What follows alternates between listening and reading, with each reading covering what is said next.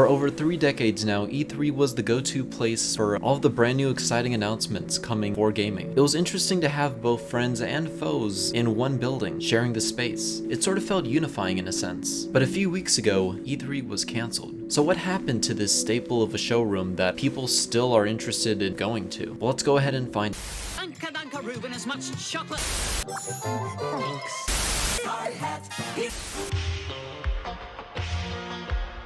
So back in the 80s and 90s, the only place that you could showcase all of your new products was going to be at CES, the Consumer Electronics Show. Remember that gaming back then was still in its infancy, and it wasn't really taken that seriously by a lot of industry professionals, despite its growing presence in the technology space. Usually a lot of these video game companies that would present at CES were given the worst treatment, from faulty tent booths to giving these vendors just really small spaces that'd be in the back of the exhibit. By the mid-90s, gaming companies actually began pulling out from CES. These companies began negotiating with CES to try and make their video game experience better at the events, but no progress was being made. Eventually, the founder of GamePro magazine's Pat Farrell came up with a solution, a dedicated trade show for video games. Because of his connections within the industry, Farrell was able to secure some companies to join him. And funny enough, around the time the first E3 would be held, CES finally caved, and they wanted to make a gaming event. Around the same week though, E3 was being held, so gaming companies had a choice, and most of them went with E3, to the point that CES had to cancel their event. And in May of 1995, E3 would open its doors to the LA Convention Center. Microsoft and Nintendo decided to join in, showcasing the Virtual Boy and some of the games that you can play on Windows 95. The show had over 40,000 attendees, and it was considered one of the first and biggest gatherings in gaming history at the time. The following year, E3 tried going international, heading to the heart of gaming, Japan, but turnout was weak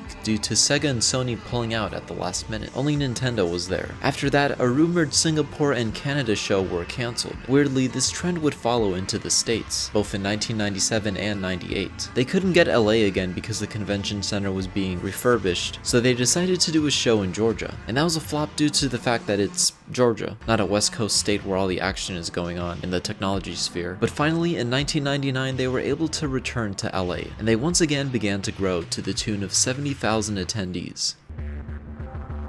Things only got better when Microsoft entered the console game and showcased the Xbox, which would truly solidify E3's place as the go-to for video games. After a few more successful shows though, in 2006, it was a troubling time once again. Companies began questioning why they were spending millions of dollars on these booths in the first place. They weren't reaching their direct audience. It was just a bunch of consumers and amateur journalists and bloggers. When E3 heard some of these vendors were going to back out of 2006, they had to do something to prevent others from following suit. So they restricted access to the events only to established media and retailer professionals in the industry. In 2007, the event was held in Santa Monica Airport, and attendance was limited to 10,000 people. In 2008, that limit was downsized to 5,000. In an ironic twist, E3 again found that companies from these vendors claimed that they weren't getting that much media coverage, and they had less reach because the consumers were barred from coming. So that's super hypocritical. So in 2009, E3 once again allowed attendance to be 45,000. For a few years, E3 was doing great. But then in 2011, despite there still being some surge in attendance, something revolutionary occurred. Hi, I'm Reggie from Nintendo of America, and this marks a new endeavor for Nintendo: direct video news feeds designed just for you. Despite being at that year's E3, in order to connect more with their audience outside of just E3, Nintendo hosted a stream called Nintendo Direct. It allowed them to talk about the updates coming to the Wii U and 3DS systems. And again, this didn't affect E3 at all. It's just a series of update streams, it can't be that severe. And for the following years, E3 was doing great, until apparently due to a disagreement of sorts with the ESA, the Entertainment Software Association, who is in cahoots with E3, for the first time in 24 years, Sony backed out of E3 2019. And later that year, they created their own event called State of Play. This was probably because of Nintendo's Direct format becoming more significant during the Switch era. But that was the least of E3's problems.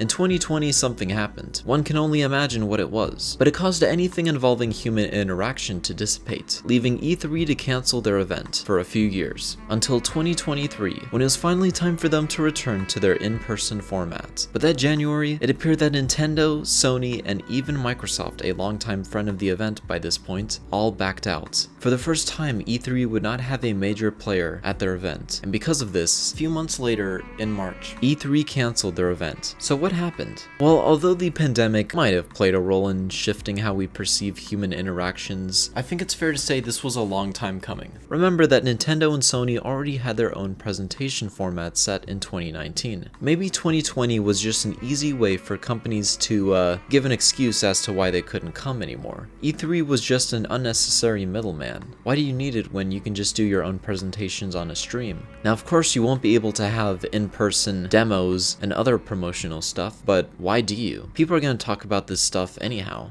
I don't think E3's problem was with attendance being dropped or whatever. I think there was definitely a lot of demand for E3, but I think the people in charge just knew they couldn't really deliver the product that they needed, because without the big three, what are they? Remember that Microsoft owns Bethesda, and like that's another big part of E3 that's just gone. Same with Activision. So then you're left with other companies which, you know, it's great to have people like Ubisoft that I don't think dropped out, and PC Gamer. But like, yeah, as you can see, like the list kind of just dissipates, because even though there is excitement for these other like developers and maybe even indie developers, people are interested in the big guys. I mean, that's the really big like draw. So without them, what are they gonna do? But it seems like our future truly is digital. The showrooms that we're used to now are just gonna be online on YouTube videos. The collapse of society. Anyhow, thank you guys for watching, and I will see you in the next one.